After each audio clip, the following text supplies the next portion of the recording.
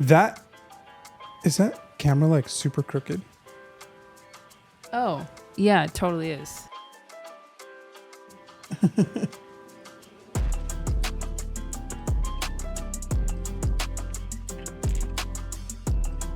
All right. Hello, and welcome back to the Logging Off Podcast. Logging off podcast. Logging on. Bills. We are a mess. We had wasn't it like one of the first episodes we were having the issue with the inspection scheduling? Yeah. Yeah. The inspection that our like landlord scheduled, it finally happened today. But it was it was supposed to be today, and then they called and moved it to yesterday, or said that it was yesterday, and then they didn't show up. And then we get a call like 30 minutes ago. I'm on my way. Okay. So now that's done. Finally. You got to see all of I wonder what he thought of our podcast setup. Triple cameras pointed at the couch. Yeah. The mics were here, so hopefully that helped. Uh-oh. Well, welcome back. What is it? Episode 12? Episode 13? I think is it? Because we said this is going to be our season 1 finale, right? I think it's 12. Because we were going to do it yesterday or last time, but we thought 11 was not a cute number, so. Oh, this is 12, yeah. Yeah.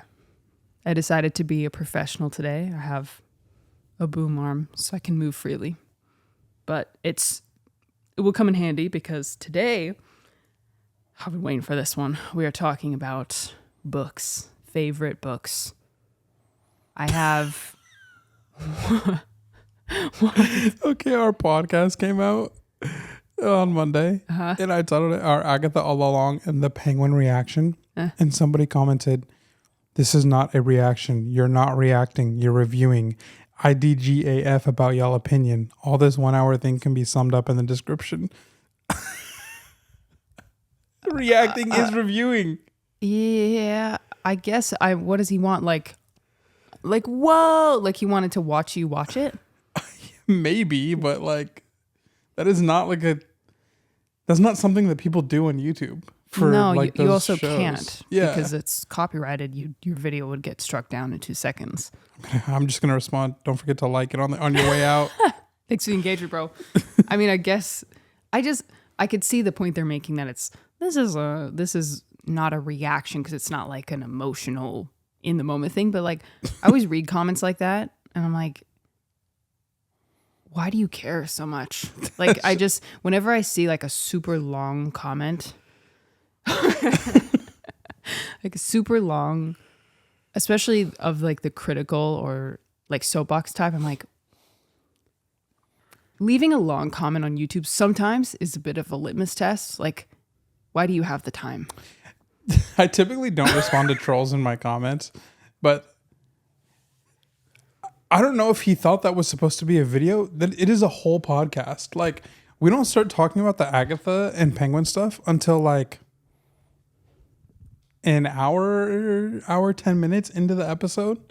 So it's like, and you timestamp everything. So yeah. Like, what is happening? So it's like, it's clearly like the title is there just to Ahsoka. It's just to get you in. That. But it's not, yeah. Who cares? Just no critical thinking skills. None at all. It's funny because, like I've said before, the comics it's older people. Let me see what my... Oh yeah, your age demographic analytics are crazy. Okay, it's not showing me age or gender. So I'm going to go to the last video I posted, which has a little over 4,000 views. Whoa. So it'll have like you'll get a good idea of like who's watching my videos.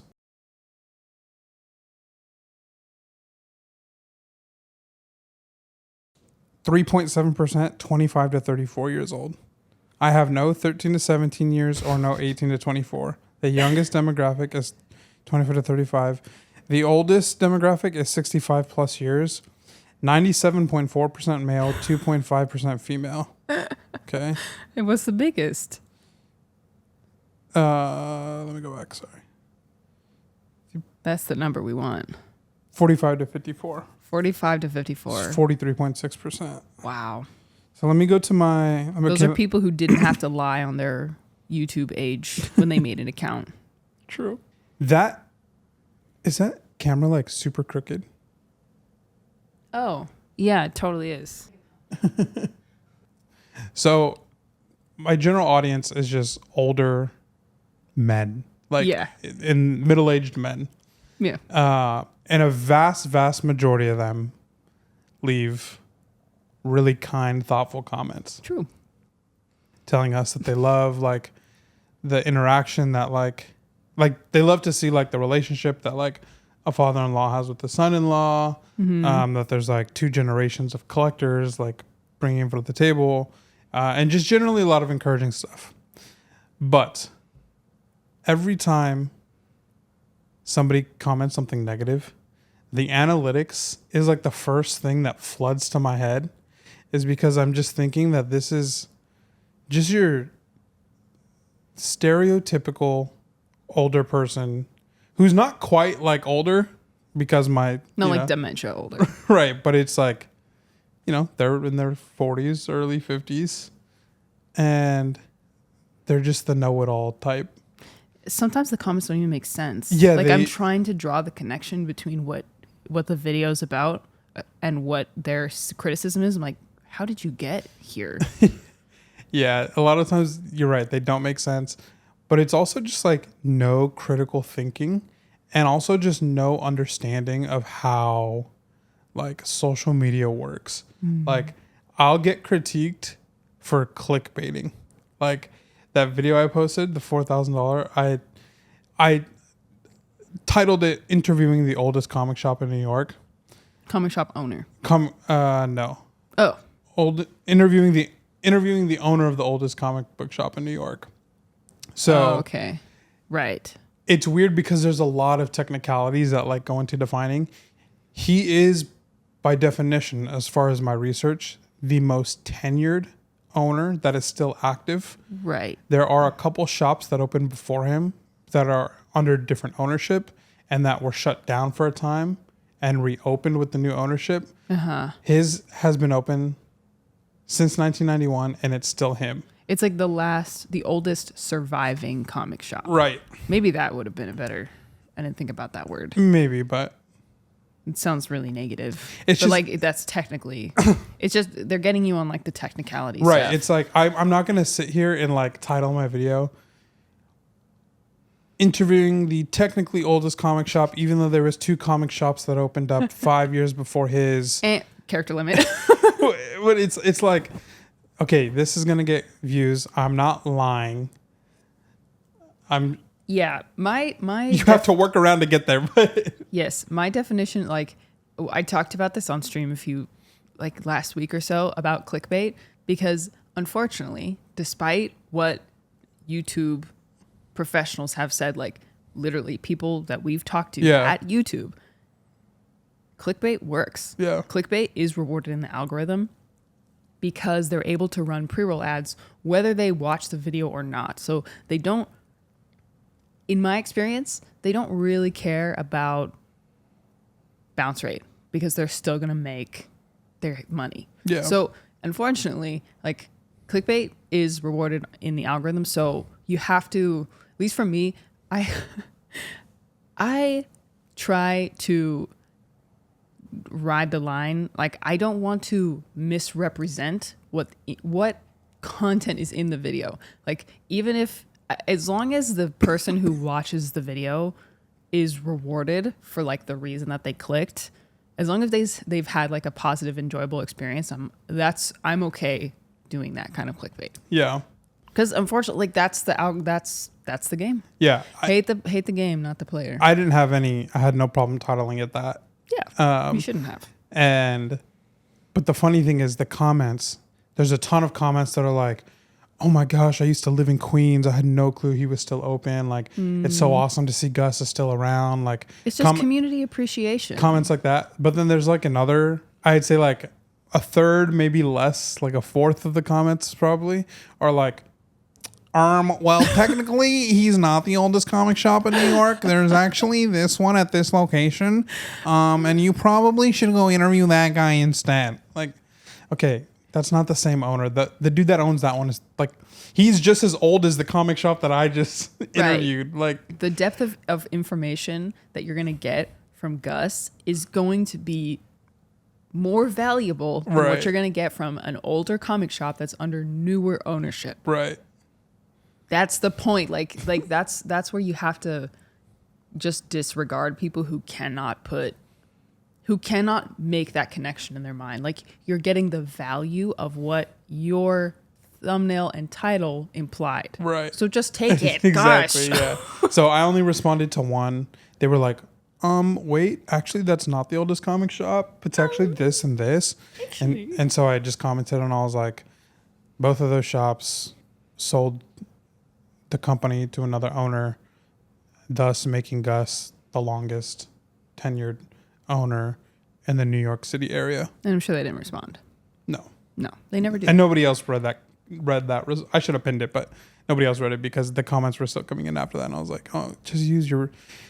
This is where you need to have a little bit of like sensitivity to social media. Like, if you're gonna be on social media, but no, everything is so. It's so like black and white. Because it's older men, it has to be matter of fact.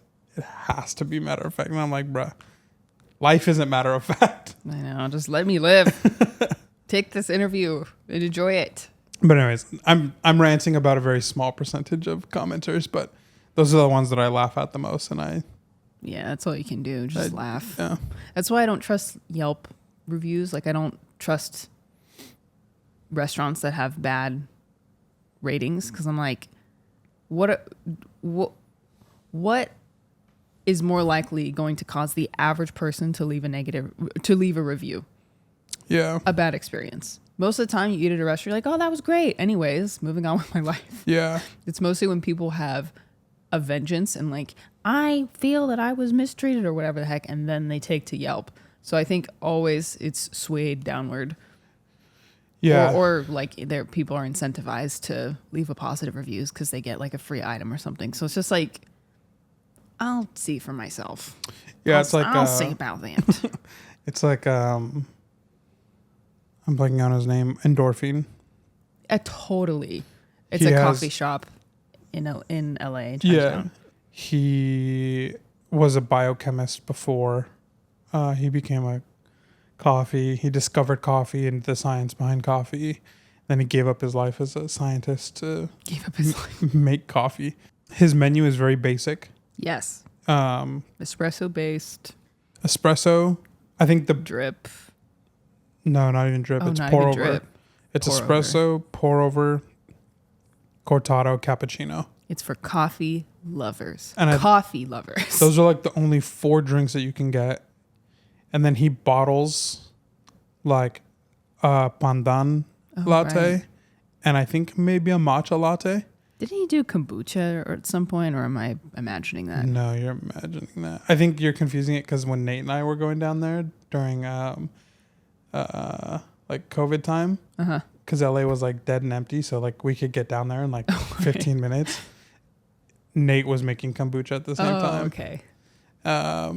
But anyways, yeah. So he is a very like about the science of coffee and about making the best coffee that you've ever had. And so because of that, the science of coffee and one of the most respected coffee countries, Italy, would agree with this, that if you put milk with coffee, it has to be even. So it has to be a 1-to-1 ratio of some sort. Right. The measurements are very important. So it's like a cortado is going to be like 1 ounce espresso, 1 ounce milk. Cappuccino, 2 ounce espresso, 2 ounce milk. And that's it. Mm-hmm. A latte gets weird because it's 2 ounces espresso and then 8 to 10 ounces of milk. Right. And so he doesn't like that imbalance. So that's why he caps out at a cappuccino. And that's why Italy caps out at a cappuccino too. I'm sure they serve lattes, but I think most of Italy is like pretty. They're pretty trying to think of the word. Purist? Yeah. Yeah. Purist about it. I was going to say elitist, but like I think they're justified. They can do what they want. So anyways, all that to say, if you go to his Yelp, he hasn't claimed his restaurant on Yelp because he doesn't believe in Yelp. But if you go there, he's got like 3 stars maybe. I want to say like last I saw it was like 3.7 or 3.5. And it's a bunch of people. I should also say he's in Chinatown. He's also right across the hall from Howling Rays, which especially like during COVID. Oh my gosh, so popular. It was crazy popular. So Howling Rays is just like a popular Nashville chicken spot in LA. And they were doing like pickup orders at their window, and the lines were like crazy. Like you'd be waiting like 2 hours in line for Howling Rays. And so his shop is like literally right across the hall. And, you know, people like, oh, there's a coffee shop. Let me just go get coffee while I'm trickling in. And so his Yelp has a lot of negative reviews of like, how is this guy going to be a coffee shop and he doesn't serve an iced latte? How is this guy going to be a coffee shop and he doesn't even have a frappuccino? It's the middle of summer. You should have ice blended drinks and da da da. But it's like, if you just had like, it's not for you. if you just took his business for what it is and considered the blessing of being served by him, yes, and the product that he provides, it would be far better than having a blended drink on a summer day or whatever it is. You are having excellent coffee. Yes. You're having specialized, like you're having coffee quality from bean to roast to extraction, as close to perfection as you're probably going to get. Yeah. And if you don't like it, that's fine. It's not for you. Yeah. Just like understand it at that. Yeah. Like it's so selfish. It's so self-absorbed to just look at everything and be like, well, it didn't serve me, therefore it sucks. Yeah. You're not the target. Yeah, exactly. You are not the target. And also the environment is like, you go in there to get a drink. It's not like there's like fluorescent lights. It's not a big, expensive coffee shop with like a cool environment. It's just, it looks like a lab. It's a lab. Like it's square with white walls. There's like a couple pieces of art on there, but it's just like, you go in there to get excellent coffee. So yeah, I totally. Yelp is not reliable. Yeah. And I respect him so much for that. Yeah. His name is Jack. Jack at Endorphin. Yeah. If you live in LA, if you like coffee, and I'm saying this as I don't like coffee, but I don't expect to, when I go to coffee shops, I don't get coffee, I get tea. But even I can understand. I don't take an issue with the fact that Jack at Endorphin doesn't have anything for me. That's fine. I'm not his target. But yeah, if you live in LA, you like coffee, definitely check out Endorphin if you get the chance. ENDORFFEINE. Love that you closed your eyes. Make sure you got it right. I had to visualize it.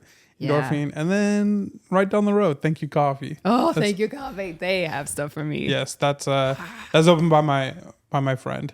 It's so good. He's got like a little Chinatown pop out with like a paper stationery store. Yeah, a little like, so cute. What an experience. Yeah. And it's just, I mean, you could walk there. It's probably less than half a mile down the road. And there you'll have all types of drinks.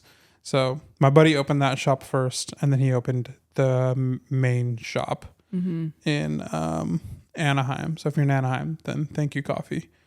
Get a hojicha latte. Trust. Yeah. Hojicha latte is so good. It's like dang, I should have made that instead of a matcha. Maybe I'll have that after dinner. Maybe, maybe me too. Yeah. It's a roasted. It's green tea leaves that are roasted, so it's kind of a brown color. It is fantastic. Yeah. So good. Our final part. Yeah, final episode. And our final part of this, our favorites of season 1, is our favorite books. Books, which is so funny because you have literally 3 books there. I have about 15 books right there. How many books are you talking about? 5. 3 with 2 honorable mentions, but they're all in series, so I'm like gonna. Okay. It's just all there for visual aid. Okay, yeah, I have 3 with an honorable mention. So I think we should go 3, 2, honorable mentions, 1. Okay, I can do that. That's what we should do. Yeah. So I've been waiting for this episode. I'm very excited. There's a couple things that I've like talked about before, so I have some like excerpts prepared to talk about why I love them so much. Nice. Okay. Then I'll probably have to dig around in a couple of these books for some excerpts. Well, I can go first if you'd like. Yeah. Okay, we're doing 3, 2, honorable mention 1. Okay. For my first 7 books, my first 8. No, I have it out here because it's a series. We'll have nice visual aids for this episode. It is I'll highlight one book in a series of books that I really, really love. These are the Anne of Green Gables books by Ellen Montgomery. These actual books were given to me by my mom. They were her copies. Man, I'm making my way through this. Anne of Green Gables is a story of an orphan girl who gets adopted to a brother and sister, 2 old spinsters. And she is just so full of imagination and creativity, and she's incredibly intelligent, misunderstood in school, misunderstood by her peers. But just there are so many qualities to admire in her, and seeing them just extrapolate out and mature as she gets older alone is fantastic. But these books have such incredible side stories that all weave together to create this just a beautiful picture of Avonlea, which is where she grows up. So the book that I want to highlight is this one right here. This is Anne of the Island. This is one of the most wonderful components of these books is the love story between Anne Shirley and Gilbert Blythe. It's kind of enemy/rival classmates to friends to love. It is incredibly. It feels so real. If you like romance, but you're not into the angsty, there is some angst in this, but it's really meaningful. If you're looking for a truly good, beautiful love story, absolutely would recommend these. And one of I have my Kindle up here. Let me grab it. I have the physical books here, but I mostly read on my Kindle now, so I'm going to pull up an excerpt just to give you a taste of what the books feel like. And the reason I'm highlighting Anne of the Island is because it's when things really come to fruition between Anne and Gilbert. And I was giggling and kicking my feet as I was reading it. So we'll give you a taste of the book. And one of the other things I love, Ellen Montgomery paints place so well. The way that she describes environment is so palpable, and it weaves into the tone of the story itself. So I think this is just Anne and Gilbert talking. And Anne says, okay, I'm just going to read this whole section. "I hope no great sorrow ever will come to you, Anne," said Gilbert, who could not connect the idea of sorrow with the vivid, joyous creature beside him, unwitting that those who can soar to the highest heights must also plunge to the deepest depths, and that the natures which enjoy most keenly are those who also suffer most sharply. "But there must sometime," mused Anne. "Life seems like a cup of glory held to my lips just now.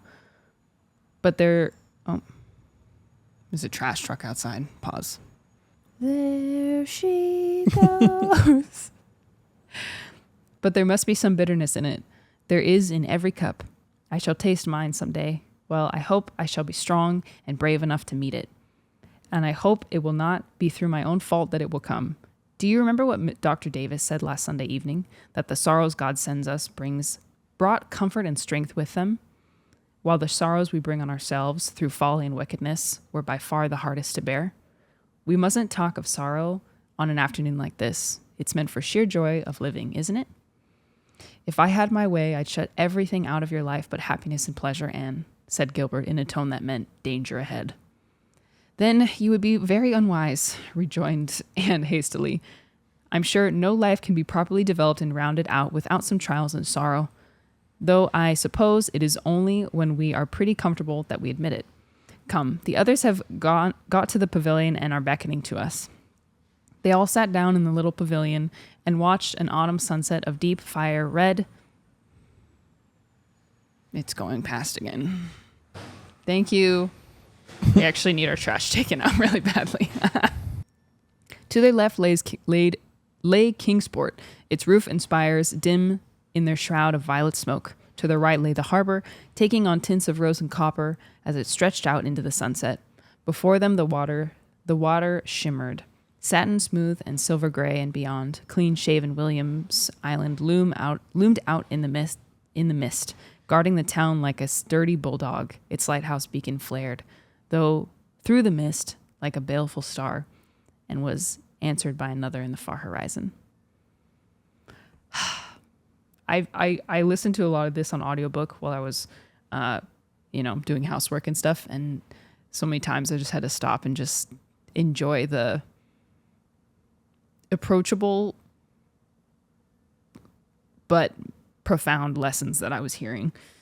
So I absolutely adore these books. And speaking of which, I need to get back on it. I've kind of been on pause with the 5th book for a while. Yeah, they mean a lot to me because my mom loves them too. And every time we were sick when we were kids, we would watch the Anne of Green Gables movies, the first one and the second one.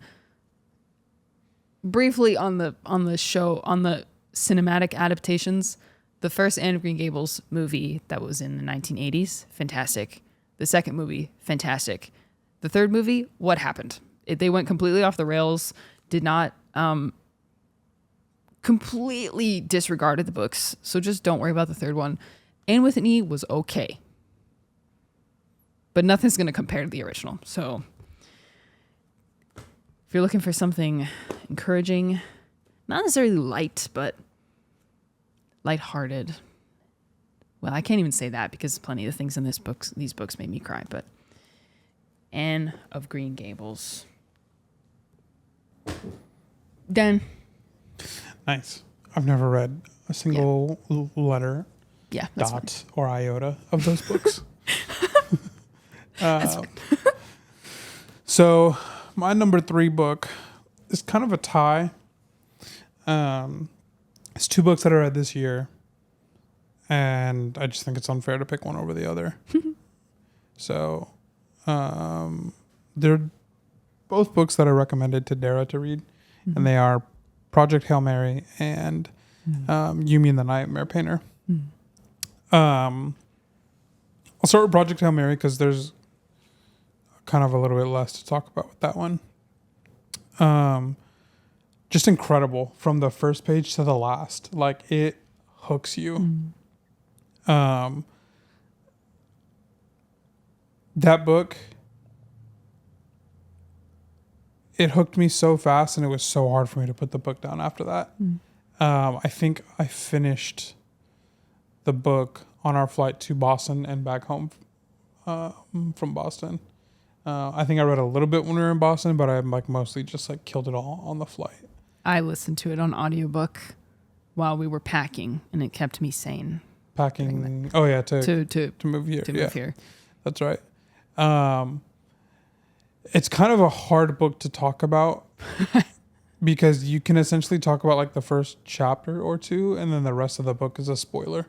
Yeah, I highly recommend you going and reading it. To summarize, it's pretty much a scientist who kind of in a lot of ways it kind of starts off like Walter White. He's just a teacher. Yeah, just the guy. Yeah, and he just kind of, I don't remember exactly, but yeah, he's a really intelligent scientist, but he's a elementary grade teacher at this point. something in the universe is happening that is affecting the whole Earth. Mm-hmm. And come to find out, it was something that he was like actually studying that kind of got him kicked off and like disregarded as a reputable scientist, so to say. And now powerful people in the world are coming back and knocking on his door and saying, we think you might have been onto something, so we need your help. Mm-hmm. So anything after that is pretty much a spoiler. It's kind of all a spoiler, which I will probably mark that section as a spoiler because it unfolds, the information unfolds slowly and it's better to go in like blind, but we also need to give you enough reasons to read it. So, so it's going to be great no matter what. Yeah. That's stuff that you kind of figure out in the first couple chapters. True. It's a great, fantastic read. It's becoming a movie, I think, next summer or the summer after. Right. With Ryan Gosling playing the lead. So I'm excited to see that. I think it'll be... Me too. I think it'll be interesting. And then the other book is Yumi the Nightmare Painter. You're going to see a theme in my favorite books that are kind of just going to lead up to my number one favorite book. How many times is it going to take out the same person's trash? It's 2 different trucks for... I think a second truck comes for recycling. Oh, all at the same time? And then one truck takes trash and compost. Oh, okay.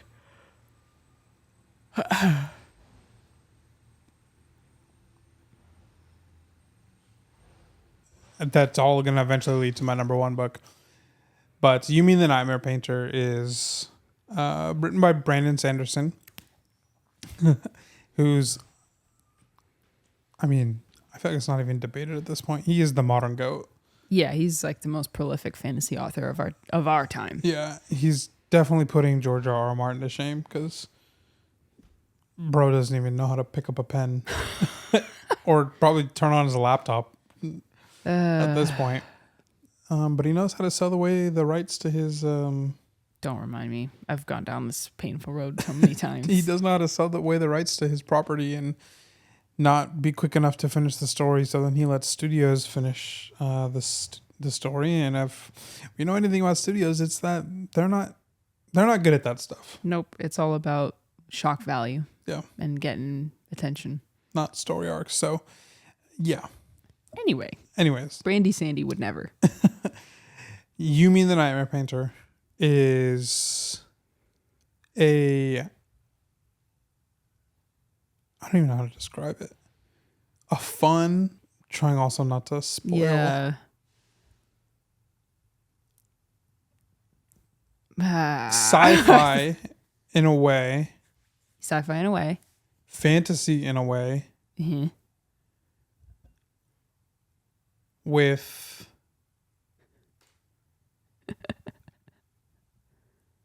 a part of... You could talk about themes instead of like trying to talk about the plot, because it is another, like, we can't really give you the premise. You could talk about there's 2 people, and you could talk about the 2 characters. The 2 characters, the 2 protagonists are worlds apart. Yet they're not. Yes. So Yumi is a ritualistic, like she is kind of like the chosen.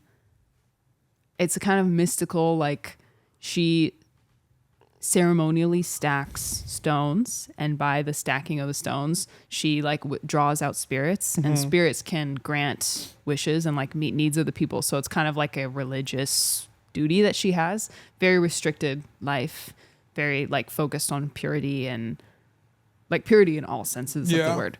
And then there's Painter, who's an incredibly gifted painter that struggles with his gift and ability to paint and where he's at in life. Right. And the what is his job? What is the job of a painter? The way you asked, I felt like a quiz. Like you could have just Sorry. Like you could have just jumped in and added that. I just don't want to like talk all over your section. It's because like I've read the books. It's like belittling in some I'm ways. sorry. That was not my intention. And what does Painter do?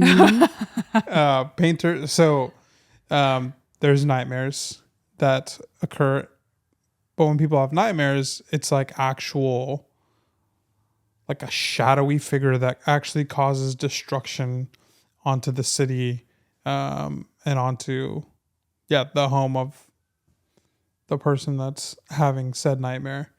And so they have nightmare painters who kind of would be like your night patrol. Mm-hmm. And they kind of just walk around the city at night with all of their painting stuff ready. And when there's a nightmare happening, they can paint what they see and capture the nightmare and keep it from destroying the city. That's right? So they paint what they see, or they paint... They paint the shape and they turn it into something else. Right, that's right, yeah. And then, they're worlds apart. But then, is it a spoiler to say this? I don't think, because it happens so fast in the book. I don't think so. Yeah. I think it's enough to get people to want to read it. So they're worlds apart, but then their bodies swap, or their minds like swap.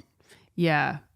Into one another's bodies. It's like a Freaky Friday type of situation, and it alternates back and forth. Yeah, and so they're trying to figure out where each person is from,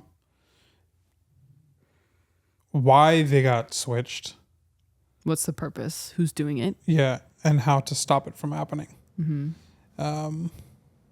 And yeah, it's cool. It's fun. It's like there's a lot of like. I think one of the cool things is how they like identify how different their like cities are. Like Painter complains about the heat of like Yumi. where Yumi lives, and and just like little things like that where it's just like almost where he's like, I would not survive in this type of atmosphere, and and their differences kind of shine light on each other's insecurities and difficult, like the different trials that they face. Yeah. In terms of like creativity, art, purpose, goals, regrets. Yeah. It's really good. Yeah. So that was the first book I've read since, that was the first book that I read and cried at the end. I wasn't like sobbing, but I was next to you at the time. I remember. And that was the first time I cried reading a book since I read The Outsiders in middle school. Ooh. That was the last book that made me cry. Outsiders is so good. Stay gold, pony boy. Yeah. So it's just, it was so good. The way that it ended was great. I do have a little bit of beef with the ending. I don't. There's like an ending, and then there's like the prologue.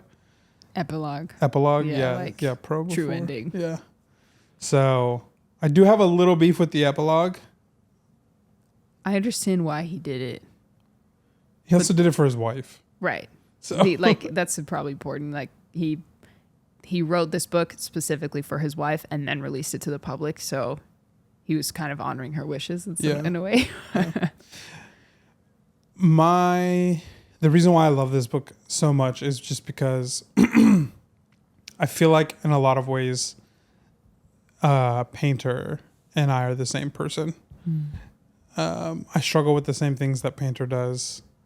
And it was just like really interesting to see it on paper, and then to be frustrated with him, and then to be like, I'm just frustrated with myself, which is essentially just the main thing that it just kind of resonates is like he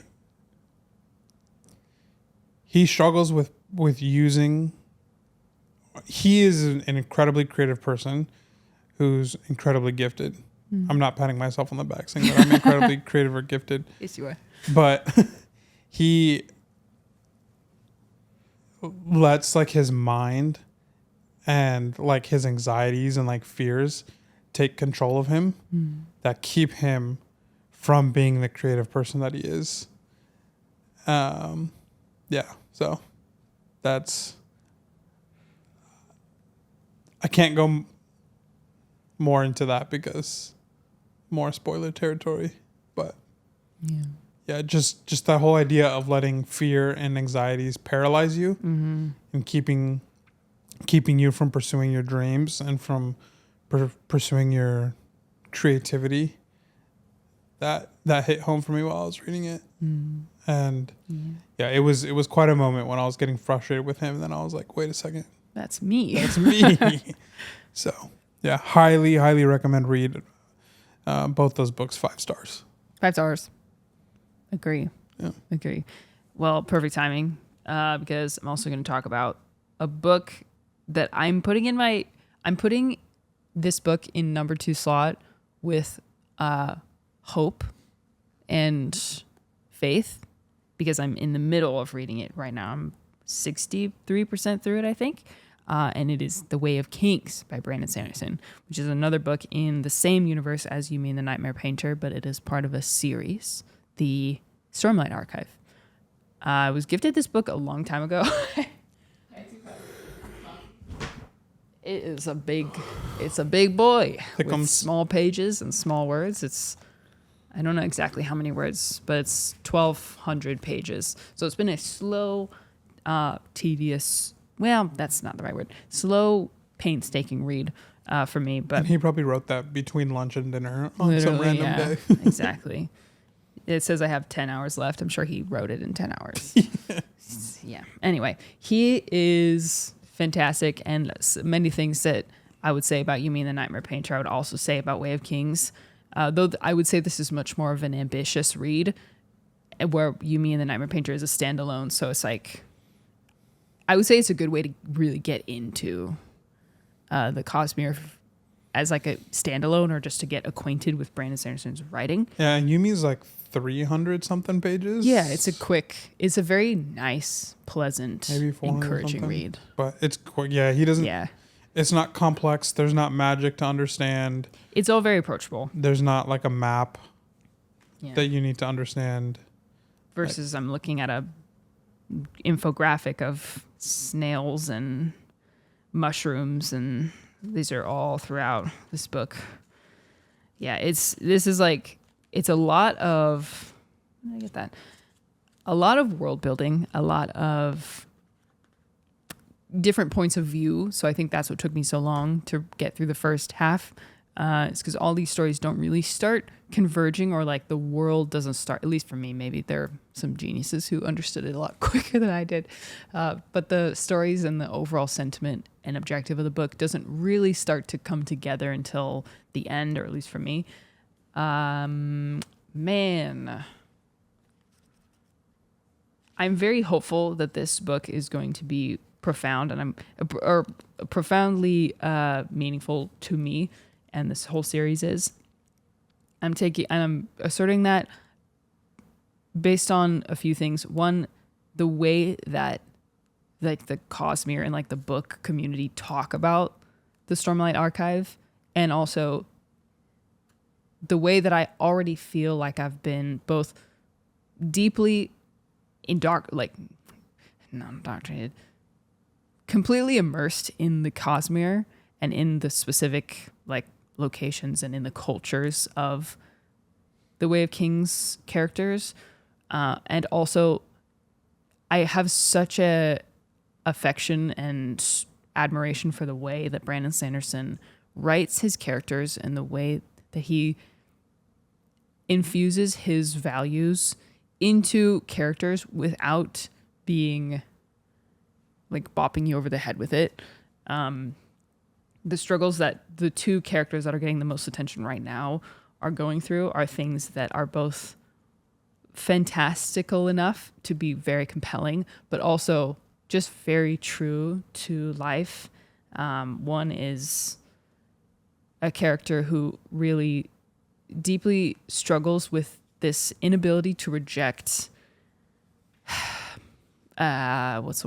responsibility, and desire to see good, but is struggling with this cynical side of himself, and the side that feels like everything is hopeless, and deals with suicidal thoughts, and has almost taken his own life at this point. And I love the way, just specifically, that these conversations with himself are written. He always views this cynical, hopeless version of himself as like a separate entity. It's not him. It's almost like a shadow that haunts him. And he is basically able to insult that person and actively push away at that person that he does not want to be. And then there's the other character that is getting the most, not screen time, page time, who is under kind of like a apprenticeship with an ulterior motive, but is constantly struggling with this idea of what's right and what's good, and what, like, does the end justify the means? And the section that I will draw attention to is this part where I don't know if I'm pronouncing these right because I've never said them out loud until recently. Jasna is the apprenticee, the teacher. Shallan is the apprentice. And Jasna takes Shallan to this like dark street, kind of dangerous, wearing all of her like riches, showing that she's a woman of wealth. It's just her and Shallan, no escort, no protection, no nothing. And she kind of just like prances through the streets, and then 3 men approach her, and she just like vaporizes them instantly. 3 men who were known to be like rapists and burglars, like very clearly were approaching with bad intentions, and she uses her abilities to just completely eradicate them. So Shallan and Jasna, they have this conversation before they arrive. And it starts with Jasna just asking, "What do you think of that roadway, Shallan? It doesn't look particularly appealing to me." And yet, Jasna said, is the most direct route from the two areas they're trying to get between. "Is that where we're going?" "We aren't going anywhere," Jasna said, taking off down the street. "We're acting, pondering, learning."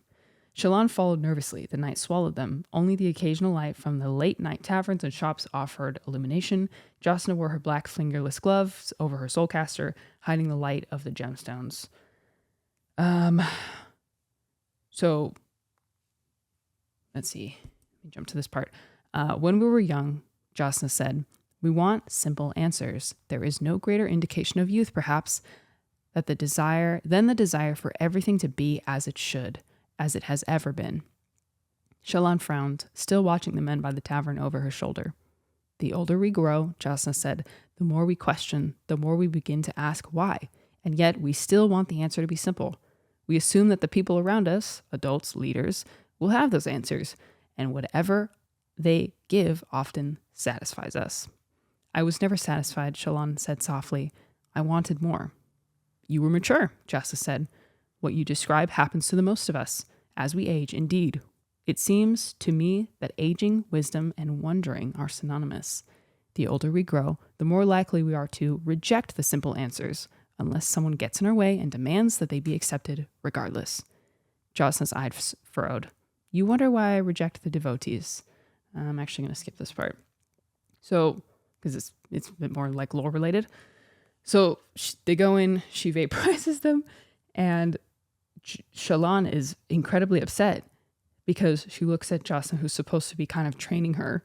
It's like, you did that on purpose. Like, you walked into that situation with the intent of murder. And the conversation goes something like this. "That was horrible," Shallan finally says, hand still on her breast. "It was one of the most awful things I've ever witnessed. You killed 4 men. 4 men," this is Jasna, "who were planning to beat, rob, kill, and possibly rape us. You tempted them into coming for us. Did I force them to commit any crimes? You showed off your gemstones. Can a woman not walk with her possessions down the street of a city?" "At night?" Shallan asked, "through the rough area? displaying wealth? You all but ask for what happened. Does that make it right? Jasna said, leaning forward. Do you condone what the men were planning to do? Of course not, but that doesn't make what you did right either. And yet, those men are off the street. The people in the city are much safer. The issue that the Taravangian have been so worried about has been solved, and no more theatergoers will fall to those thugs. How many lives did I just save? I know how many you just took. And through the power of something that should be holy, philosophy in action, an important lesson for you. You did all this just to prove a point, Shallan said. You did this to prove to me that you could. How could you do something like that? Jasa leaned back and watched the city pass. I did not do this just to prove a point, child. I have been feeling for some time that I took advantage of his... this is kind of lore related. So this all leads to the ultimate question. Am I a monster or am I a hero? Did I just slaughter 4 men, or did I stop 4 murderers from walking the street? Does one deserve to have evil done to her by consequences of putting herself where evil can reach her? Did I have the right to defend myself, or was I just looking for an excuse to end lives? I don't know, Shallan whispered. You will spend the next week researching and thinking on it. So it's, I thought that was so great. And it does result in, Shallan really struggling and studying like many facets and philosophies to try to come to an answer on what's right and what's wrong in this particular situation. And I'm not going to give any more than that because I've already probably read too much. That's just a taste of how many thought-provoking questions are in The Way of Kings. It kind of reminds me of just like, I mean, that's like the age-old question with superheroes, right? It's like, I just finished watching Daredevil again, and is Daredevil killing Kingpin? If he were to kill Kingpin, is that the right decision based on how many people Kingpin kills? Or by letting him go, is he not complicit? Yeah. Complicit because he knows what he's Enabling. capable of. And it is like, especially in the comics right now, because it's just been an ongoing relationship since the 1940s, is Batman letting Joker live for this long. Because at some point, yeah, is it Batman's fault? And last night, Darren wasn't rewatching Daredevil with me. I was rewatching it, but we watched the last episode together because it's a banger episode.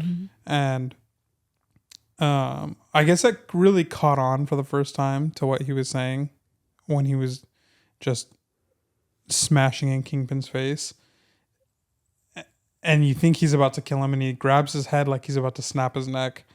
And then he stops, and then he like goes into his monologue when he's yelling at Kingpin, and he says, "I'm not going to let you destroy who I am." And that's when Daredevil chooses, like, we're gonna go by the law again, and it's gonna fail. We know that it's gonna fail, and Kingpin's gonna be out, and he's gonna kill people again.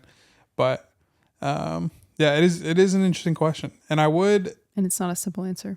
No, I think I can't speak for that book because I've not read it, and yet.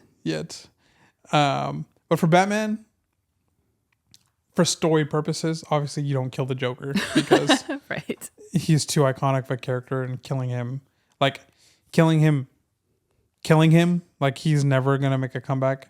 Because a lot of times people die in comics and they come back. I think there's only a handful of like Uncle Ben, Karen Page, and a few others are like dead and meant to stay dead. But so if they were to kill the Joker, he would come right back. But anyways, I would say like logically, like removing storytelling, logically at this point, Batman should kill Joker. Like, because Batman is just as guilty for the thousands of people that Joker has killed by knowing how corrupt the system is, right, knowing in that Gotham. knowing that Joker is going to outsmart the system, right, and escape and do it all over again. There is no justice outside of death. Right. And it's the same routine. It's like at some point you just have to kill him. I'm not saying that's the first time, the second time, even the third time you like kind of do that tango with him. You come to understand that. But obviously after all the years, it's like, okay, how many times are you going to do this dance with Joker? How many times are you going to run this with him? So yeah, I mean, media sometimes will create convenient deaths for horrible characters so that they don't have to make a good character commit murder of some kind. Like, I mean, that even has happened in Daredevil. Matt's chosen not to kill somebody, but they die by some other thing. And like, everyone's like, oh, well, that's good that they're gone. So like, the point is, it's not a simple answer. Just because you want to see someone dead, should that mean that you are the one to kill them? Like, yeah, it's not simple. Yeah, I agree. Many things aren't. My turn? Your turn? All right, my number 2 book is The Great Gatsby. I'm going to talk all spoilers in this. Yeah. So if you haven't read it, go to high school. Which Seriously. Is funny because I didn't read it in high school. I read it later. So I'm just going to read one of my favorite parts from the book. This is when Gatsby has already befriended Nick, and Gatsby's whole MO is he was in love at one point with this girl named Daisy. He suspiciously climbs his way to the top in society and throws crazy lavish parties. He has this insane house in the new money part of town, and across the bay is coincidentally that's where the old money lives, and that's where Daisy lives. And so he conveniently bought this house, this property right across the bay from her, and off of Daisy's dock, Daisy is now married with a child, and off of Daisy's dock is this green light, and that green light is just a sign of hope for Gatsby that he can some way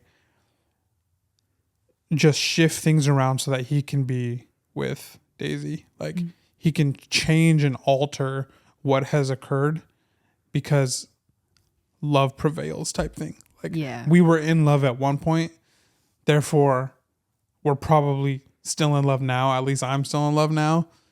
So logically, she shouldn't like reject that idea because I was before her husband. Yeah. So he befriends his neighbor Nick, who is a cousin to Daisy. And his whole purpose in befriending Nick is, hey, I need you to, like, it kind of like leads up to this point in the book where he's like, okay, I need you to invite her over to your house for tea. I'll be there too. Like, we need to meet again. So Nick is just kind of like, all right. And Nick is complicit in everything because Daisy's wife or Daisy's husband is a douche. A whore. Yeah, he's already seen that he's cheated on. He's witnessed that he's cheated on Daisy. He is abusive. He's a bad dude. Yeah, just a really bad dude. So Nick is complicit in this whole situation. But anyways, this is one of my favorite parts in the book. Is he tells Nick, let's throw a tea party, invite her over, and I'll be at the house, and we'll meet again. We'll fall in love. She'll leave him, and she'll be with me. And Nick is just kind of like, okay. So then Nick shows up to his house after work, and it's like covered in flowers. It's just crazy decorated. And yeah, so then we pick up here. Nobody's coming to tea. It's too late. This is Gatsby. He looked at his watch as if there was some pressing demand on his time elsewhere. I can't wait all day. Don't be silly. It's just 2 minutes to 4. He sat down miserably as if I had pushed him, and simultaneously there was the sound of a motor turning into my lane. We both jumped up, and a little harrowed myself, I went out into the yard. Under the dripping bare lilac trees, a large open car was coming up the drive. It stopped. Daisy's face, tipped sideways beneath a 3-cornered lavender hat, looked out at me with a bright, ecstatic smile. Is this absolutely where you live, my dearest one? The exhilarating ripple of her voice was a wild tonic in the rain. I had to follow the sound of it for a moment, up and down, with my ear alone, before any words came through. A damp streak of hair lay like a dash of blue paint across her cheek, and her hand was wet with glistening drops as I took it to help her from the car. Are you in love with me? She said low in my ear. Or why did I have to come alone? That's the secret of Castle Rack Rent. Tell your chauffeur to go far away and spend an hour. Come back in an hour, Ferdy. Then in a grave murmur, his name is Ferdy. Does the gasoline affect his nose? I don't think so, she said innocently. Why? We went in. To my overwhelming surprise, the living room was deserted. Well, that's funny, I exclaimed. What's funny? She turned her head as there was a light, dignified knocking at the front door. I went out and opened it. Gatsby, pale as death, with his hands plunged like weights in his coat pockets, was standing in a puddle of water, glaring tragically into my eyes. With his hands still in his coat pockets, he stalked by me into the hall, turned sharply as if he were on a wire, and disappeared into the living room. It wasn't a bit funny.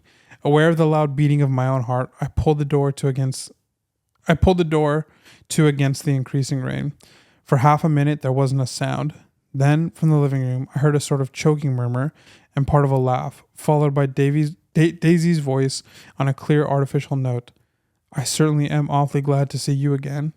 A pause. It endured horribly. I had nothing to do in the hall, so I went into the room. Gatsby, his hands still in his pockets, was reclining against the mantelpiece in a strange counterfeit of perfect ease, even of boredom.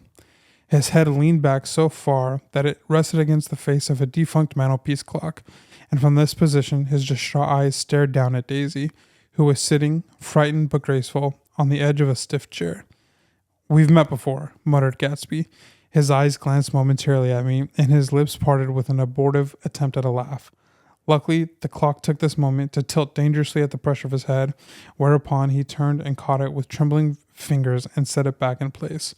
Then he sat down rigidly, his elbow on the arm of the sofa and his chin in his hand. By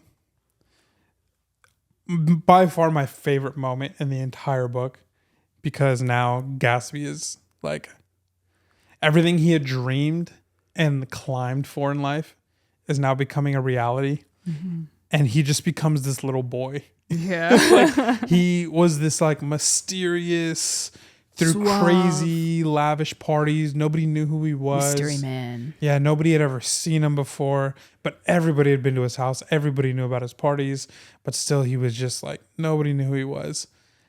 And turns out everything he was doing was for her. And he meets her. And I love the scene in the movie with Leo. Yes. When he's just like drenched, standing in the rain at the door. And I think Leo honestly like nailed everything that F. Scott Fitzgerald wrote here. Where was it? Gatsby, pale as death, with his hands plunged like weights in his coat pockets, was standing in a puddle of water, glaring tragically into my eyes.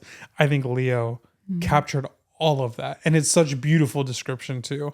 But so anyway, my favorite moment. But what makes this moment incredible and the ultimate metaphor in the whole book is when his head kind of tilts back and hits the clock, and then the clock falls, and Gatsby is fumbling with the clock and catches it, and then he puts it back in place. And it's meant to be a picture of what Gatsby's literally doing. And it's that he is fumbling with time, trying to make his relationship with Daisy real again. So I just think it's kind of like if you read this in high school, your teachers definitely like I'm doing, like emphasize this point, and it's just like, you know, you're probably just like, yeah, he's fumbling with time. I know. But if you scale it back from like teachers telling you how incredible this is supposed to be, and actually think about the writing for a second and how intelligent this metaphor is and how powerful it is, it's so much more than just like your teacher or myself getting like excited. It's genius. It's incredible writing. So there's so much beautiful symbolism in The Great Gatsby. Yeah. It's so palpable. Yeah. And so Gatsby then goes on. He wins Daisy back for a little bit, and then kind of like Icarus, he flies too close to the sun. Daisy don't deserve him. None of them deserved him. Yeah. He flew a little too close to the sun, got into some beef with why am I forgetting his name? Her husband's name. I don't know why. Because he sucks. Yeah. Forget about him. And he starts to speak on Daisy's behalf, where he's like, she never loved you. She only ever loved me. And it's kind of at that point that like the rose colored glasses kind of shatter for Daisy. And she's like, wait, I have a kid with this guy. Like, and yeah, our marriage is screwed up, but I did love him. I do love him. Did she say I do? I'm pretty sure. I can't remember. Yeah, I only have the movie version. That's I think she might have said I did love him. I don't know if it was I do, but either way. Yeah. So that's when she realized like Gatsby and I were a thing of the past. We're not like now is my child and my husband. And she kind of just realizes that she's been a pretty bad mom and she hasn't been a bad wife, but she's been like she's known about his affairs, her husband's affairs, and has let him like go on with it. Not that any of that is her fault at all, because it's not, but she knew about it and she never dealt with it. And so it's at this point that she kind of realizes like, oh, I can stand up for myself in my marriage. And instead of thinking that that because I'm like weaker and a woman that I should just be quiet and let him do his thing. Like I can actually like step up. And that's where they end up moving. They leave, or by the end of the book, her and her husband and the kid, they dip. They move and they move on to their life. And Gatsby has a tragic ending. But the book just poses a whole lot of questions just about the ultimate question is you can't recreate the past. It's just not. You can try, you can get close. I would say Gatsby got close. He had like he had a short time. Did more than most. Yeah, he had a short. Yeah, he had a short time where things were the way that he wanted them to be, but people change, emotions change, and so things weren't the same, and that leads to his downfall. Another thing is the riches and wealth and lavish lifestyle.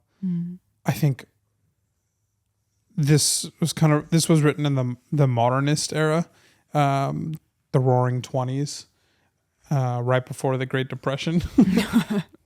And so, everything is extravagant. The economy is booming. Kind of everybody is like living their best life. And F. Scott Fitzgerald just kind of writes about the tragedy of the riches and lavish lifestyle, that it doesn't answer the human problem. Right. And he just decorates it. Yeah. And I don't even, did he live to see? Yeah, he did. Yeah.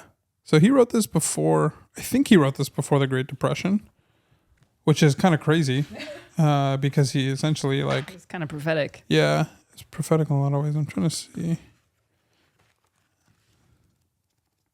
Yeah, 1925. So right in the middle of the Roaring 20s before. So he knew it was coming because riches don't last forever. Nope. And so I love this, just the last line in this book. It will never cease to just make me emotional every time I hear it, whether it's Tobey Maguire reading it in the movie or when we saw the play. Oh yeah, the play. The musical. They said it in the musical, but Gatsby believed in the green light, the orgastic future that year by year recedes before us. It eluded us then, but that's no matter. Tomorrow we will run faster, stretch out our arms farther, and one fine morning. So we beat on, boats against the current, borne back ceaselessly into the past. Just Poetry. Yeah, just absolute poetry. F. Scott Fitzgerald, incredible author, one of the best. Died because of alcoholism, I think. Oh, sad. Potentially suicide. Oh, no. But just a writer that really just questioned kind of everything that was questioned the roaring 20s and the booming economy and the booming lifestyle of the 20s. The war, World War I, and coming out of the boom of the Industrial Revolution. Mm-hmm. And so just a lot of like boom happening and questioning its stability in his writing. And yeah, just another good questions that I'll get to in a little bit, but yeah. Read it if you haven't. Yeah. It will take you 2 days max. Yeah, If you really sit down and read it. It's 180 pages. I read it in 6 hours one time on one of my rereads. I think it was just like a rainy day and I was bored. And so I just sat in my room and read it all in one sitting. Quick book that will change your life.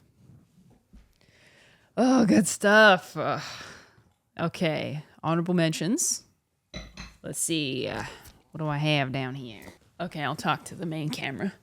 Honorable mentions I have are 2 books. One is The City of Ember. This is a series that I read. I just found it in my school library when I was in junior high, I think. I haven't read it since then, so I don't know. I mean, it's young adult. It's like, what's the reading level on this? It's a yearling book, so I couldn't tell you if it holds up or if it's like objectively good or anything. But I remember the experience I had reading this book. I think the movie is okay. I think it misses a few major points that I would say are kind of important to kind of the mystery of the book. But the story is essentially, or I'll just read the back. Citizens of Ember shall be assigned work at 12 years of age. Lena Mayfleet desperately wants to be a messenger. Instead, she draws up the dreaded job of pipeworks labor, which means she'll be working in damp tunnels deep underground. Dune Harrow draws messenger, asks Lena to trade. Dune wants to be underground. That's where the generator is. Dune has an idea about how to fix it. For as long as anyone can remember, the great lights of Ember have kept the endless darkness at bay, but now the lights are beginning to flicker. So it's kind of like there's limited resources, there's limited light. It's just like there's the city, the Ember City, and then there's just darkness and emptiness beyond that point. So I had it was a thrilling experience reading this book. So I don't know if it's still good. I don't know if I would still enjoy it. I probably should just sit down and read it again. Loved it. Will always love it.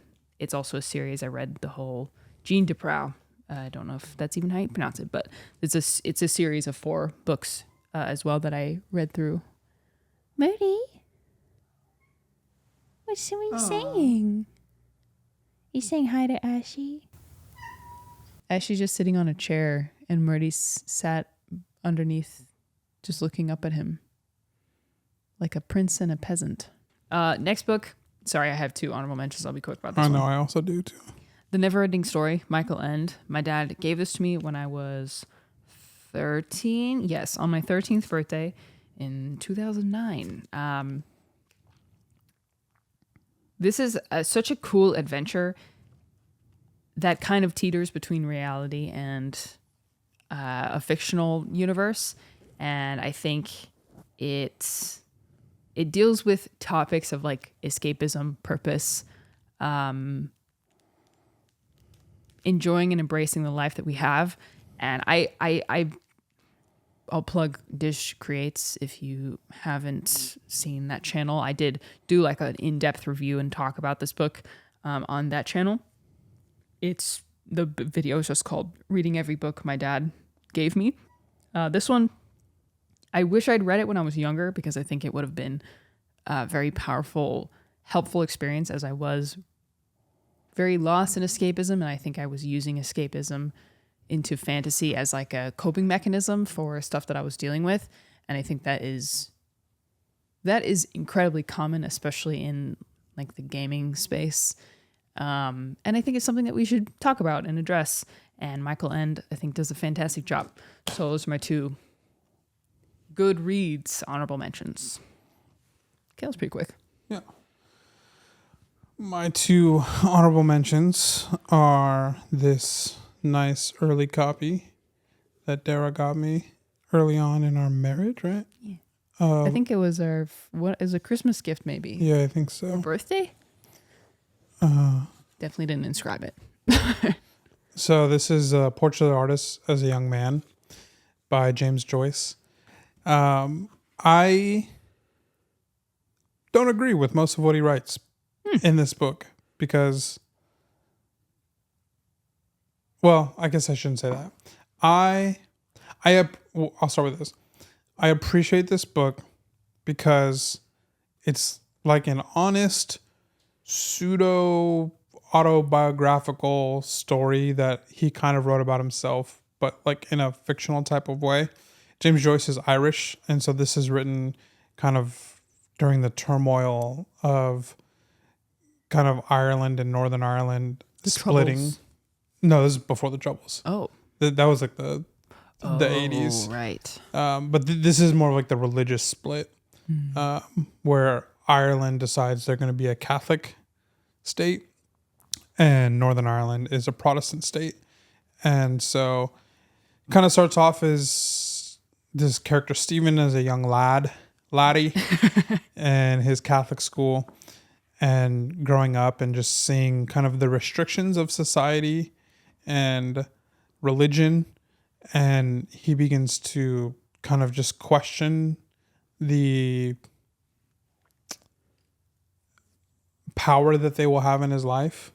And the reason why I say I disagree is I disagree with the conclusions. I don't disagree with the questions that he poses, because I think he does pose very relevant, important questions. Like, what is morality? What is the purpose of religion in my life? What is my purpose? What am I supposed to be doing?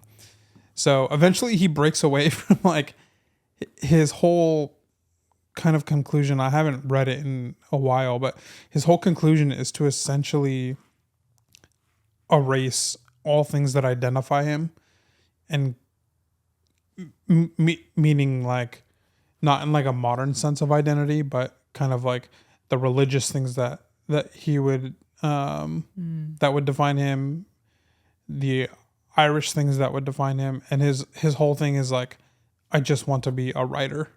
And I want to pursue that. So it's kind of a coming of age story, but like a very like deep and intense coming of age story. I love James Joyce's writing. I am one of the what seems like one of the few people in the world that actually likes stream of conscious writing. So it is very stream of consciousness. Yeah. So cute, Marty. Cute guy. He wants to play with somebody. Go play with him, Pupa. So, yeah, I just think it's questions that everyone asks these questions, I think. Everybody asks these questions, and I just find reading his journey and how he gets to his conclusions incredibly capturing. It's hard to put down. And while I don't agree with it, while I don't agree with kind of his conclusion of like, well, I guess in some ways I do agree with the conclusion. Like, everything sucks. Like, or life is meaningless. No one thing is going to satisfy you that you can like tangibly grasp. Yeah. So, yeah. I just don't agree that like these things don't have like a place in our life. Like, right, that we need to reject any sort of external identifier. So it's a silly way to live. Another modernist writer, one of the earlier ones, out of Ireland, and Portrait of the Artist as a Young Man. I probably did not do that book justice because it's an honorable mention. Yeah, I'm not doing these books. My honorable mentions justice either, but This next book is The Sun Also Rises. Cool copy. Yeah, I got this recently, I think. Was that in Boston? No, I don't think so. No? This is another stream of consciousness writer and another modernist writer. I would say, yeah, Hemingway is, you either really like Hemingway or you really don't. He's just actually going to go save the day because altercation. The gatos are fighting because Murdy wants to play. Match. Ash is like the warden. He is. Y'all keep it down now. So, yeah, people either really like Hemingway or just really don't because his language is so cut and dry. Very straightforward. Yeah, I'll read an excerpt. And this is not like, this is a paragraph and this is just meant to show you like his language and how he uses it. He sat down and looked at her across the table. I went out. The hard-eyed people at the bullfighter table watched me go. It was not pleasant. When I came back and looked in the cafe, 20 minutes later, Brett and Pedro Romero were gone. The coffee glasses and our 3 empty cognac glasses were on the table. A waiter came with a cloth and picked up the glasses and mopped off the table. Here's what happened. And then this happened. And then this happened. And I felt like this. And then... So a lot of people don't like it. Yeah. I really like it because it really immerses me in the moment. And I feel like that's a lot of times how I also process things is kind of like, you don't think all of these things. Like if I'm in this situation, I'm not thinking like, you're more so like feeling the things instead of like actually like having the thoughts and actual words coming to your mind. But the way that he processes these things, like in the fact that it's like a step-by-step process as opposed to it's all happening like at once is kind of how I process things when I enter into a room. So that's kind of like why I highlighted this part in this book is just like he sat down and looked at across the table, period. I went out, period. The hard people at the bullfighter table watched me go, period. It was not pleasant, period. When I came back and looked in the cafe 20 minutes later, Brett and Pedro Romero were gone, period. The coffee glasses and our 3 empty cognac glasses were on the table, period. A waiter came with a cloth and picked up the glasses and mopped off the table, period. So it's like no commas, no nothing. It's just a direct sentence of this is happening. Now this is happening. Now this is happening. Now this is happening. So for some reason, I just find it really immersive. I think you also have to read between the lines. Like, why is he pointing this out? Like, he's not just saying it to say it. Right. It's not like a journal entry, like a daily log type of thing. Like, there's a purpose to why he includes details. Yeah. So just it's a pretty short book. The margins are real big. Couple hundred pages. Yeah. His pages are destroyed. Oh. Rip. So, yeah, just a fun little story about bullfighting, Spain, a little bit of life in Paris. I can't start talking about the themes or else I will start talking about the book entirely. But The Sun Also Rises, a title that I'll get into in my number 1 book. All right. So my number 1 book is not going to be a surprise to probably most of you. It is none other than Little Women, Louisa May Alcott, which is a book and a story that I have talked about, I think, 2 times already on the podcast. So I'm not going to burden you with another synopsis or talk about the themes. I think what I can do that would be best is just to highlight a particular storyline and a particular arc that I really, really appreciate. Of the 4 sisters that we follow throughout the book, the oldest, her name is Meg, and her biggest, I would say, what she struggles with when she's younger and what she learns as she gets older is she's struggling between this desire for this vanity and desire to be beautiful and affluent and admired and to have fine things and to wear fine clothes. And she recognizes that those things are indeed vanity. And she knows that they are ultimately not going to satisfy, that they're not a noble pursuit. And she also has this desire to be loved. And like, I think she secretly wishes to marry rich and live that lavish lifestyle. But ultimately she knows that those things are not going to satisfy her and that there's so much more to live and strive for. So there's this section that it's their father is I can't remember his exact position, but he's involved in the Civil War, which was going on at the time.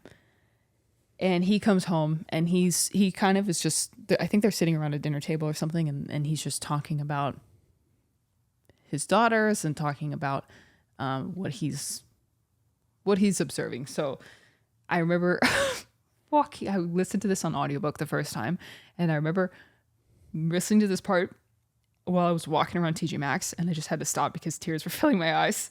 So bear with me if I do end up getting teary-eyed while I'm reading this. So the father is talking to the girls, and he goes, "I've made several discoveries today." "Oh, tell us what they are," cried Meg, who sat beside him. "Here is one." And taking up the hand which lay on the arm of his chair, he pointed at the roughened forefingers burned on the back and 2 or 3 little hard spots on the palm. "I remember a time when these hands were white and smooth. Your first care was to keep it so. It was very pretty then, but to me it is much prettier now. For in these seeming blemishes I read a little history. A burnt offering has been made to vanity. These hardened palms have earned something better than blisters. I'm sure the sewing done by these pricked fingers will last a long time, and so much goodwill went into these stitches. Meg, my dear, I value the womanly skill which keeps home happy more than white hands or fashionable accomplishments. I'm proud to shake this good, industrious little hand, and I hope I shall soon not be asked to give it away." If Meg had wanted a reward for hours of patient labor, she received it in the hearty pressure of her father's hand and the approving smile he gave her. And there's a lot of context that I could give to this section. All I'll really say is that Meg's fulfillment, where she finds fulfillment, ultimately is in her desire and conviction to be a good wife and to be a wonderful mother to her children. And she does ultimately reach that goal. And all of the women in this story reach very different ends.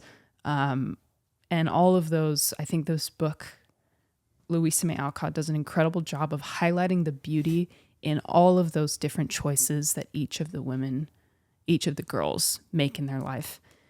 So yeah, I appreciated that particular arc so much, and a lot of the things that women struggle with but maybe don't say out loud, and maybe it's just like an internal thing that's hard to talk about. I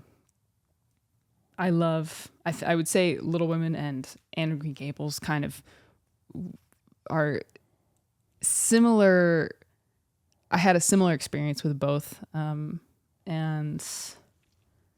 would recommend either of them, but especially Little Women, to any woman, I suppose. Yeah.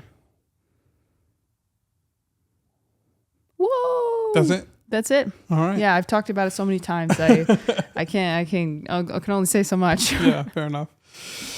I'll say thank you to the kind soul who gifted this copy of Little Women to me and sent it to me. I love that it has the gold lining like a pie bomb. Yeah.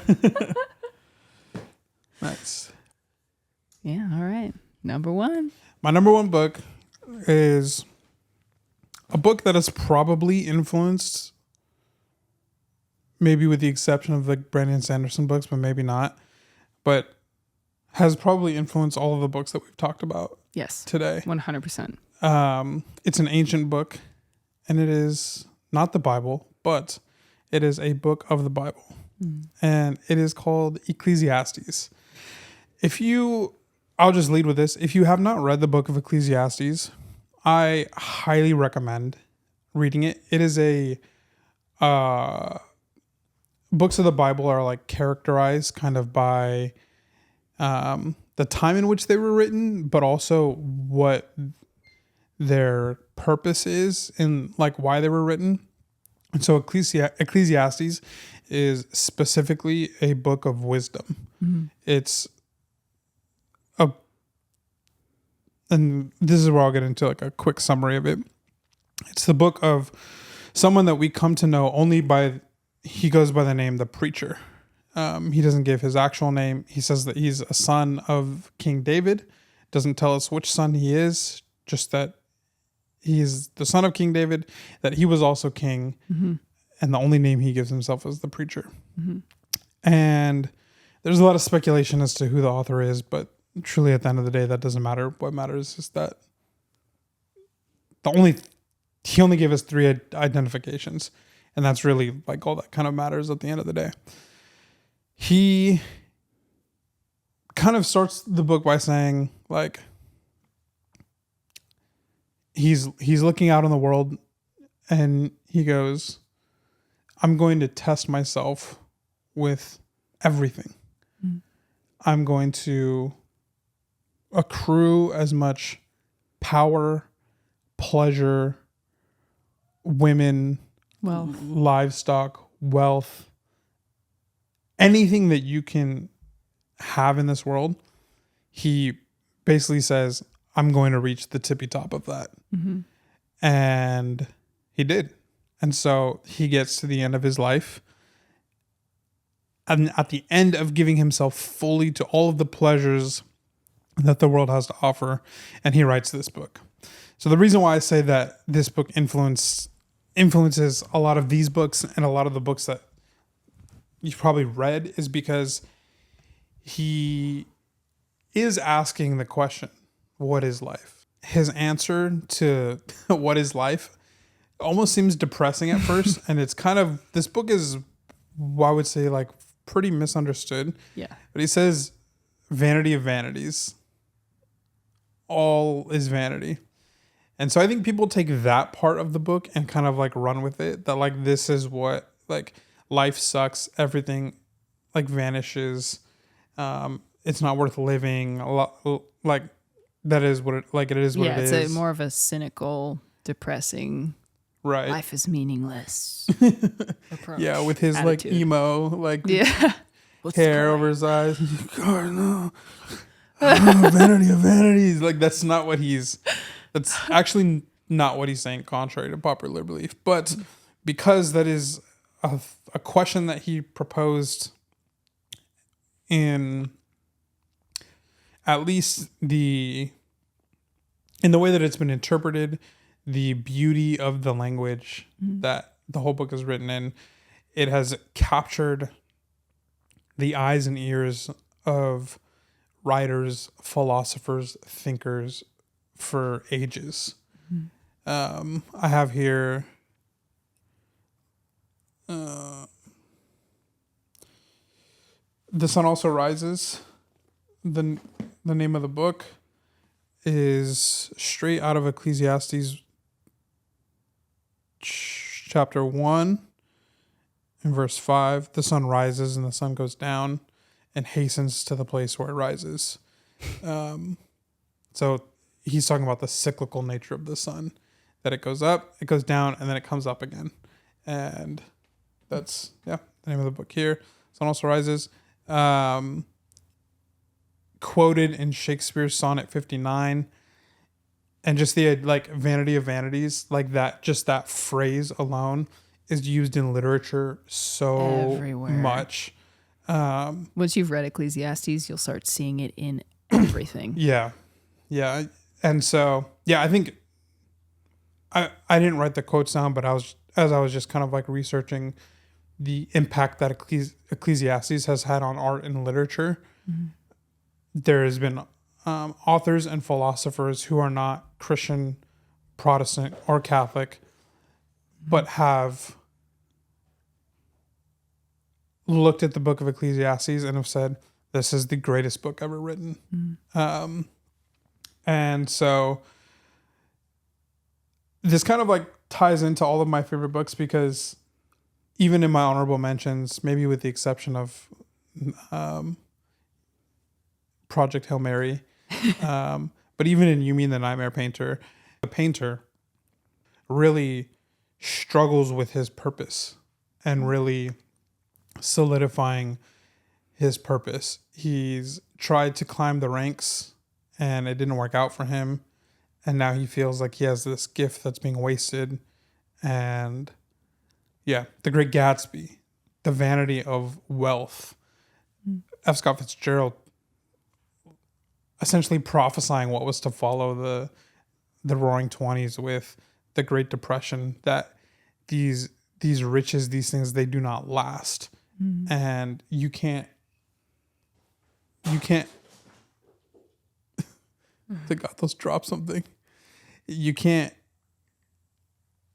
create your own happiness with money or with love, with money or with love or with things that once were.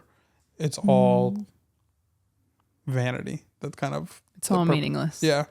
And then Sun Also Rises, the cyclical nature of life. There's a character in the book who kind of epitomizes more so like the whole vanity of vanities, in the sense that like he's given up his whole life and pursued a dream and it's failing him.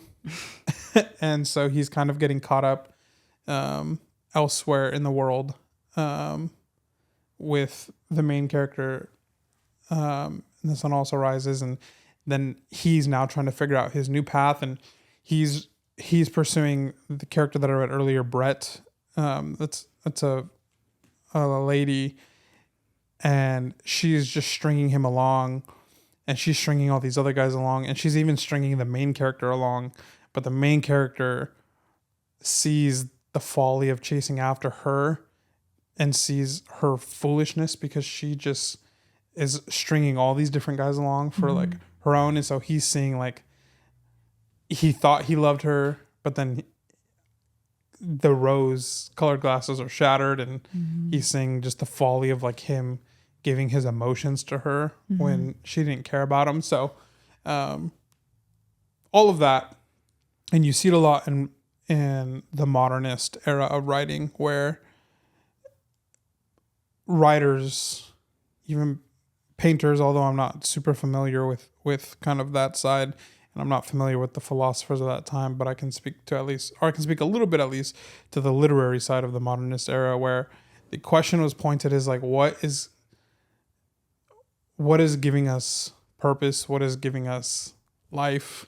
What is giving us happiness? And it's a question that they all kind of like struggle with and wrestle with. And like in Portrait of the Artist of a Young Man, kind of come up with their own answers. Like, again, another book that kind of wrestles with the idea of Ecclesiastes, where nothing in his life was satisfying himself. So he decides to give himself to his absolute full freedom in being the person that he defines like he wants to be. And so that's kind of like, or out of the modernist era, you kind of get like those influences on, just being who, like your truth, like you kind of create your own purpose. It's kind of like, I would say, like one of the outcomes of the modernist era. And then you get the postmodernist era, where like there is no such thing as like that truth. Like there is no truth. There's like this universal, like things are as they are, and that's it. And you don't think too much about defining them, because like it's almost like ethereal in a sense. And it's really weird because it just detaches itself from just anchors in the world that like kind of keep us grounded. Yeah, it's just this profound nothingness. Yeah, exactly. And so now we kind of exist in what's called meta-modernism, where it's kind of trying to balance both. It's trying to say like, yeah, like some things you can't define, but some things you can define, but you shouldn't like, those shouldn't be like hard definitions. So it's like this weird, what was the word? Oscillation? Yeah. Oscillation. Yeah. Where like two things can be true at the same time. Mm-hmm. And like something can mean something and something can mean nothing at the same time. Yeah. It's all very like individualistic. My truth, my definition. Like you believe what you believe.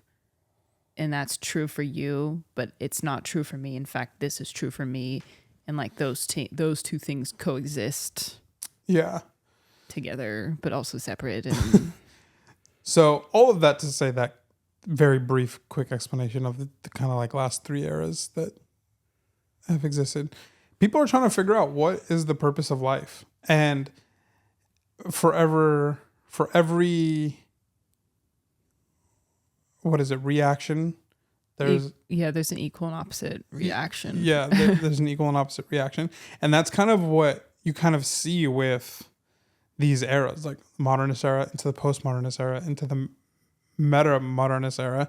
Right. And so I think each one is trying to answer the holes or like fill the holes of the previous modern or the previous philosophical standard. Yeah. And it just goes round and round and round. Yeah. You can see that throughout time, throughout history.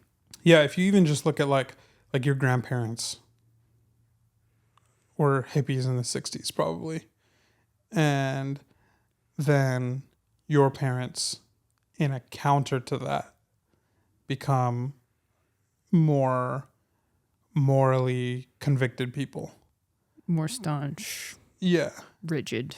Which that is a reaction to hippie culture of the 60s. And then now we live in the reaction to that, which is freedom.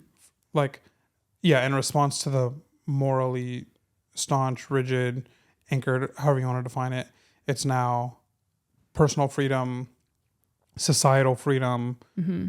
Anything goes. Yeah, anything goes. And so... live your truth. Do what's right for you. Right. So I think people think that that's just the way that now the world is going to exist from here on out, which is not true. It will cycle back. Right. And it now... always does. In the same way that this generation looks at their parents and they're like, they don't know how to live. They were wrong on so many things, and which is could be true, could not be true. I don't know. It's obviously very different situationally, but these people had very closed-minded look on life, and then now we live in a more open-minded culture. Now the generation that comes after us, they will identify the problems or what they perceive to be the problems with radical open-mindedness and will find themselves to be more closed-minded. And then we'll just move like a tire. It'll keep happening. So all of that explanation in history is because kind of explaining to you the work of thinking and philosophies that keep going and the philosophies that change with each generation. And the world cannot just seem to find the right philosophy to sit on. And it never will. It will never find the right philosophy. And I say that all as a setup because I think Ecclesiastes has actually the answer for all of that. And the preacher in Ecclesiastes talks about like this, where he's saying like even this pursuit of like wisdom. Yeah, the pursuit of wisdom or even folly, it's all vanity. Like they're all going to the same. He says like the wise person and the foolish person, they end up in the same place. Right. They end up dead. And he pretty much has one answer to kind of what he's pursued. And he repeats this a lot throughout the book in random chapters, but I'm going to read 2 parts that I find to be the most powerful. So he repeats this phrase, eat, drink, and be merry.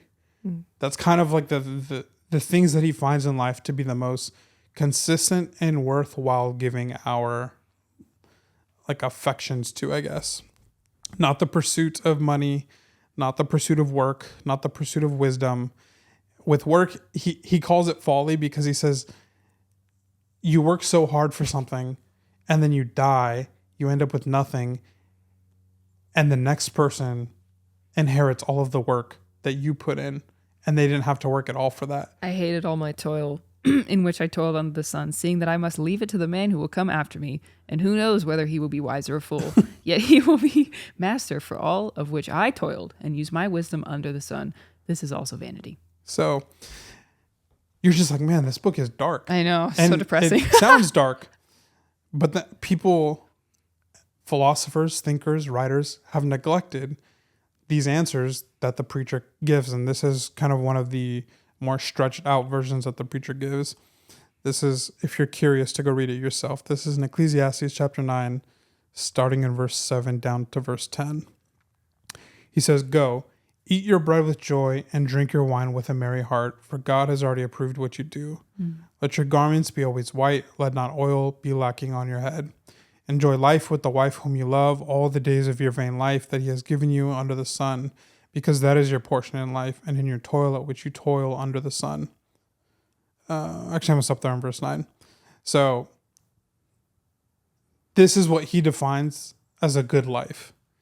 Eating your bread with joy, drinking your wine with a merry heart, because God has already approved like those good things in life, and enjoying life with the wife whom you love all the days of your vain life.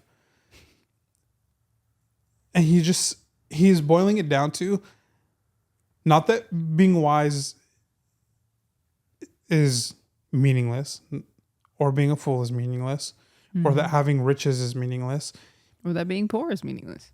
Yeah. He's saying that those things aren't going to give you enjoyment. Yes. But that... Not true lasting enjoyment. Right. They're just temporary. But that no matter which side you happen to fall on, that at the end of the day, eating your bread with joy, drinking, and living life with the person that you love, like that is what he has found to be true happiness. And there's a part here that I just briefly want to explain. It says, let your garments be always white, let not oil be lacking on your head. Let your garment always be always white sounds a little weird for our culture, because there's only one group of people that kind of have all white clothing. Oh, I didn't even think about that.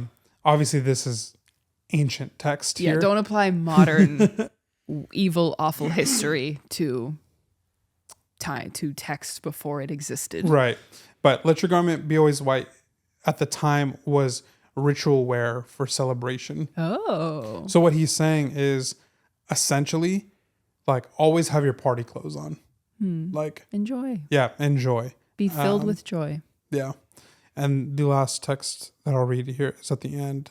It's at the very end of Ecclesiastes. It's the last chapter. I just want to like read this part. This is right before what I'm about to read, but he says, talking to his son, of making many books there is no end, and much study is a weariness of the flesh.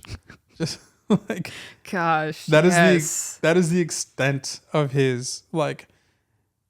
That's even studying too much. It's just it does nothing but make you weary. I mean, I've read philosophy books, and I always, though I find nuggets of wisdom that I want to pull and apply, often I end up with just like a sense of weariness. Like, oh gosh, like this is such a rigid, like you can't stray at all from this philosophical belief because it all falls apart if you do that. So it's just like, oh gosh, is it this complicated? Yeah. Is it really this complicated? Yeah. To be alive. So this is the verse. This is verse 13. The end of the matter, all has been heard. Fear God and keep his commandments, for this is the whole duty of man.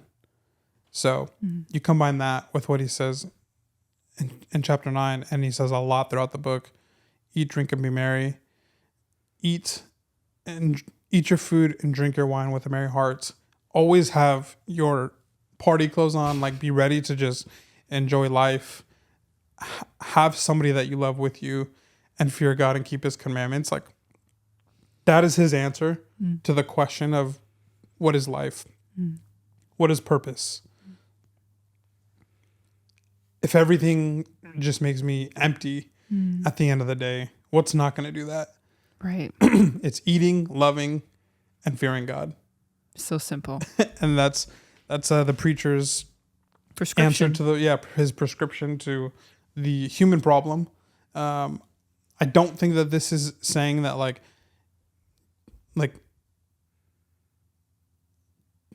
you should, as a human, right? You still are wrestling with the technical purposes of your life, right? Like Right. you have to put food on your table, and how are you going to do that? What are you good at? Like finding those types of answers. Right. And so you will eventually wrestle with those things if you're not already. Where you going to go to college? Yeah. Are you going to go to college? Yeah, exactly. So those are things naturally that as humans existing in the current cultural system that we kind of have in our world of schooling and then work, like you do have to face those problems. Like those are unavoidable problems and questions that you have to answer. So I don't think he's saying he's definitely not saying separate from society and like only do these things. That's not at all what he's saying. But seeing the brevity of those things, those questions that we will have to wrestle with and answer, like those will not bring us to a full feeling of joy, a completeness. They won't make us 100% humans in society and feeling like we're accomplishing good things. But he just breaks it down to enjoying our simple needs as human beings in the world. And so, yeah, my favorite book of all time and my favorite book in the Bible. I find it incredibly just thought-provoking and it's real. Yeah. It's very honest. Yeah. I mean, the fact that he gave himself to whatever he wanted is crazy. Yeah. Like crazy experiment. Yeah. No, literally, like, imagine a YouTuber. Like, somebody's just like, okay, like, human social experiment. I'm the richest person in the world. And new Mr. Beast video. I live out Ecclesiastes. Just 600 concubines. And then I will become drunk and acquire every sort of alcohol that I can possibly desire and every sort of wealth. And I will work and see what happens. Isn't that crazy? Like, he had a bunch of side women. Yeah, he started with one wife. But as he gets to the end of his life and he looks back, that's what he said, enjoy life with the wife whom you love. Yeah, so that's why it's important that he says that, is because he gave himself to hundreds of, probably thousands of women. Mm-hmm. And whoever he wanted. Yeah. He had them. And he looked back and he was like, nope, just one. Should have just honored my wife. Yeah. So he went from, he gave himself to complete depravity, really. Like, yeah. You think any sort of worldly, pleasure-driven pursuit, any sort of self-fulfillment, like this will make anything that you can possibly pin as like this makes people feel good, whether it be work fulfillment, bodily pleasure, drunkenness. I would include drugs in this category too. Money, food, gluttony, like any sort of extravagance that would bring pleasure. He tested every single one. Yeah, the reason why it's my favorite is because for me and what I believe about the Bible, I can trust what the preacher is saying without having to go through it myself.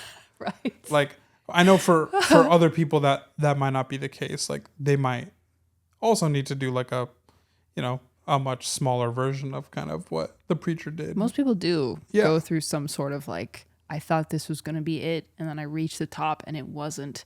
Like, how many celebrities have you heard that story? Yeah. That same story. Like, I thought that all my questions were going to be answered when I reached the end of my pursuits. And here I am, empty and unsatisfied. Yeah.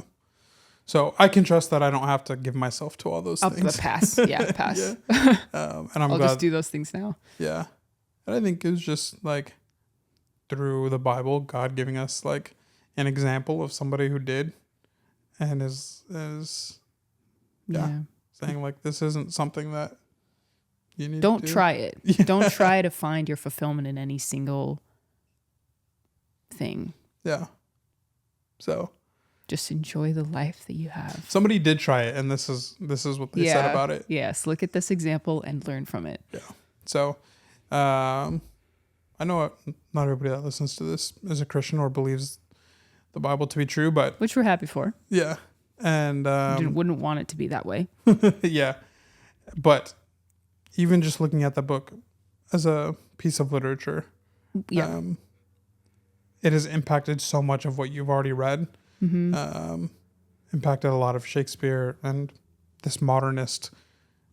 We are in the modernist era, so just impacted so much of that modernist era.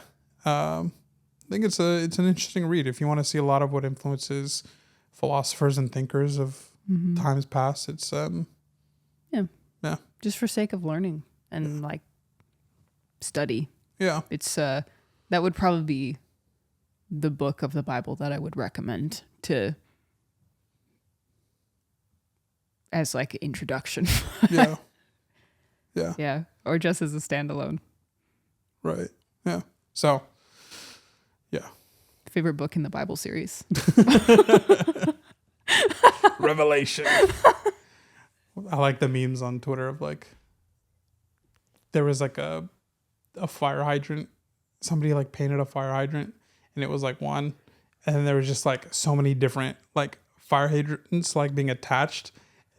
It was just like this weird, like monstrous, like looking thing. Okay. So it just started with one and then like painted a fire hydrant here and then here and then another one here, another one here. So it was just like this weird, like landscape of fire hydrants, just like almost like spores. Okay. Like the mushrooms just like sprouting off of each other. Okay. Are you not able to picture what I can picture it. I'm just trying to figure out what the point is. Oh, okay. No, your look is like, I can't picture this. Okay. So now that I understand that, you know what you're saying. Somebody drew that and then somebody quote retweeted it. Or somebody painted that and then somebody quote retweeted it and said, biblically accurate angel.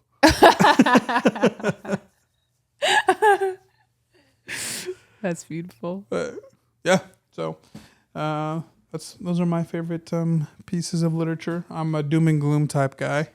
Not me. I'm like a womanhood and fantasy girl. Okay. Nice. Yeah, so those are our top 3 books. Wow, 2 hours. This was our longest podcast episode yet. But I think it was worth it. There was a lot. Bye. We're down to our last camera.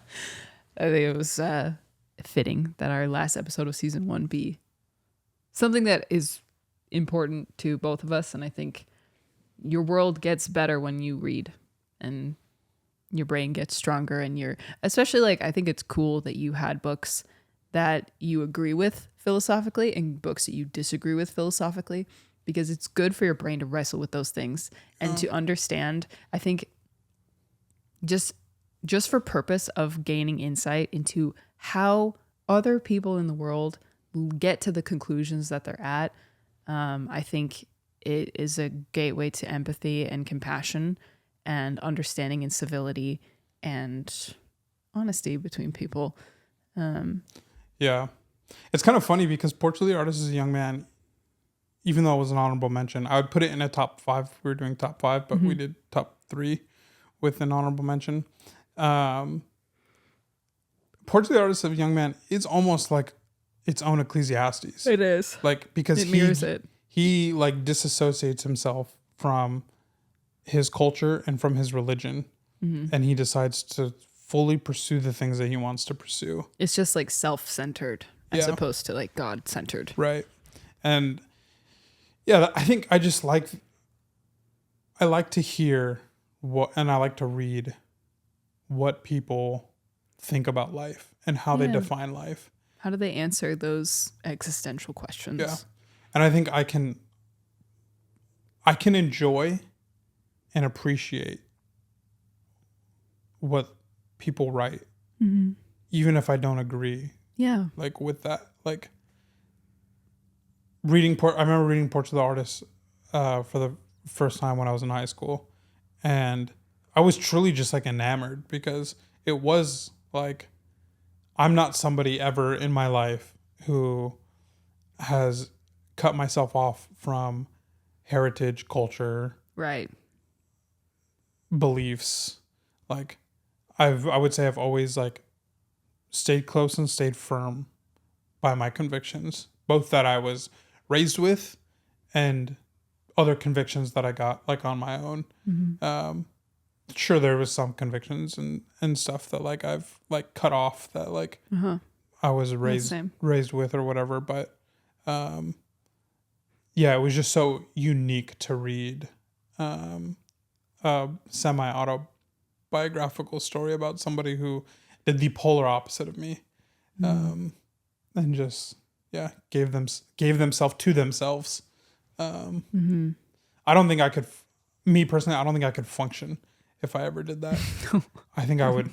I think I would quickly collapse. Yeah, I mean, I feel like even in times where I have gotten too fixated on whatever it is, like probably the easiest thing to pinpoint is my career. The moments that I have started to stake too much of my, like, whatever you want to call it, sense of like self-worth and fulfillment in my job, it starts to like fester in my heart, and I feel like it's like a sickness. The deeper that I dug, the more empty I felt and the more questions I had that were left without answers. And when I realize that I've gone down this path and I recenter and I remind myself what actually matters, like my career, Dish, Genshin Impact, my YouTube videos, and my whatever it is, it's all going to fade. Like, you know, YouTube career cycles are so short most of the time. So, I mean, I always knew that was like a possibility.